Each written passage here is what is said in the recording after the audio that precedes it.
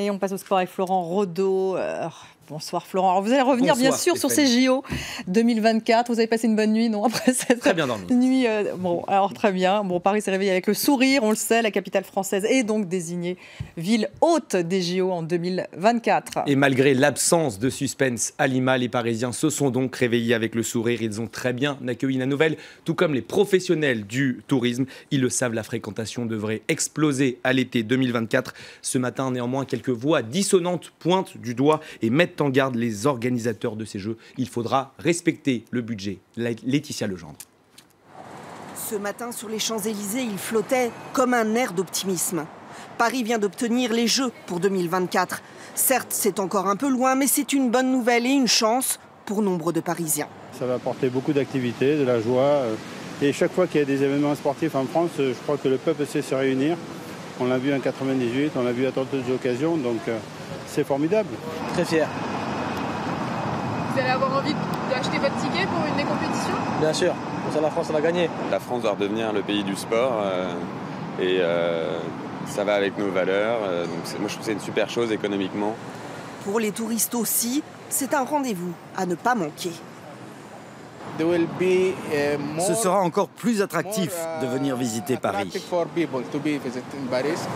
Certains émettent tout de même quelques réserves, du côté du budget notamment. On est fiers pour la région Île-de-France. Maintenant, après, il faut que les contraintes budgétaires soient tenues. Voilà, c'est tout. Mais on est très fiers. On nous promet de bien cadrer ce budget, regardons le sujet, quoi. Parce qu'effectivement, les infrastructures, c'est toujours un sujet très coûteux et donc il faut faire très attention. Mais on est ravis.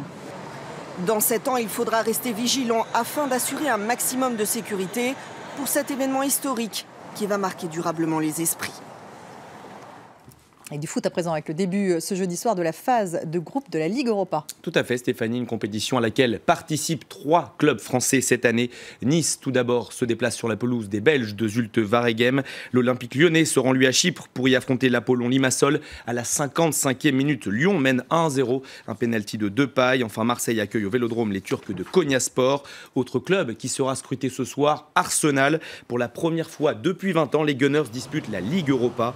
Leur manager Arsène Wenger estime que cette compétition est une opportunité pour rejoindre la Ligue des Champions, le vainqueur étant directement qualifié pour la plus prestigieuse des Coupes d'Europe. On écoute l'Alsacien. Ce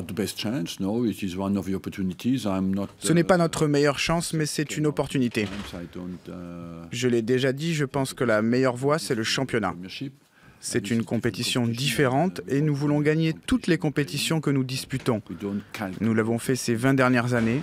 Nous ne calculons pas, nous avons réussi à nous qualifier pour la Ligue des Champions depuis 20 ans et toujours par le biais du championnat. Et hier en Ligue des Champions, Monaco n'a pu faire mieux qu'un match nul sur la pelouse de Leipzig. Oui, des Monégasques plutôt décevants hier en Allemagne. Le score 1 but partout. C'est Forsberg qui a marqué pour Leipzig. Tillmans, le Belge, pour Monaco. Après avoir vendu plusieurs joueurs cadres de son effectif pour 300 millions d'euros, pour plus de 300 millions d'euros, je vous le rappelle.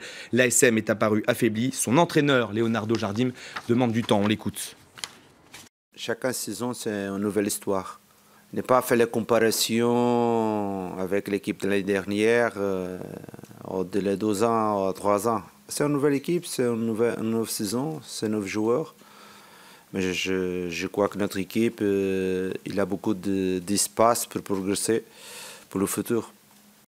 Et on jette maintenant un œil aux autres résultats de la soirée. Le double tenant du titre, le Real Madrid, a disposé de l'Apoel Nicosie 3-0. Ronaldo inscrit un doublé. Dans cette poule, succès également de Tottenham face au Borussia Dortmund. À Anfield, Liverpool et Séville se quittent dos à dos. Le score 2 buts partout. Naples s'incline sur la pelouse du Shakhtar. Enfin, Manchester City s'en va battre le Feyenoord Rotterdam. Prochaine journée de cette Ligue des Champions, Stéphanie, les 26 et 27 septembre prochains. Et un mot de tennis pour finir, Florent. Ce week-end, l'équipe de France affronte la Serbie en demi-finale de la Coupe Davis. Oui, une équipe serbe totalement décimée avec l'absence de ses 3 meilleurs joueurs, tout simplement. On pense bien sûr à Novak Djokovic, mais aussi à Troicki et Tipsarevic. Une aubaine pour les hommes de Yannick Noah. Le tirage au sort a eu lieu ce jeudi et c'est Lucas Pouille qui débutera face à Dusan Lajovic. Voilà pour ce JT Sport, Stéphanie. Merci Florent, merci à vous de nous avoir suivis. Restez avec nous, on se retrouve après la pub et la météo.